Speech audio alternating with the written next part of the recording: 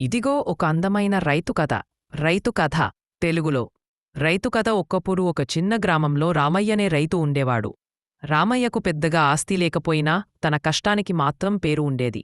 ప్రతిరోజూ తెల్లవారగానే లేచి పొలానికి వెళ్లి చెమటొడ్చి పంటను పండించేవాడు. ఒక ఏడాది ఎండలు బాగా పడ్డాయి. ఆకాశంలో మేఘం కనబడలేదు. నేల పొడిబారిపోయింది. పంటలు ఎండిపోయి రామయ్య మనసు కూడా వాడిపోయింది. కాని అతడు నిస్సహాయంగా కూర్చోలేదు. మన కష్టం వృద్ధ కావొద్దు అని తన భార్య లక్ష్మి చెప్పింది. దేవుడిని నమ్మి ప్రయత్నం చేస్తే తప్పకుండా ఫలితం వస్తుంది అని రామయ్య చెప్పి నీటిని దూరం నుంచైనా తెచ్చి పంటకు పోశాడు.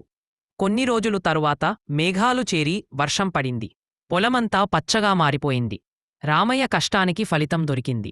ఆ ఏడాది అతని పంట గ్రామంలోనే మంచి దిగుబడి ఇచ్చింది. అతడు పొలపక్కన నిలబడి నవ్వుకుంటూ అన్నాడు, మనిషి కష్టపడితే నేలు కూడా దయచూపుతుంది.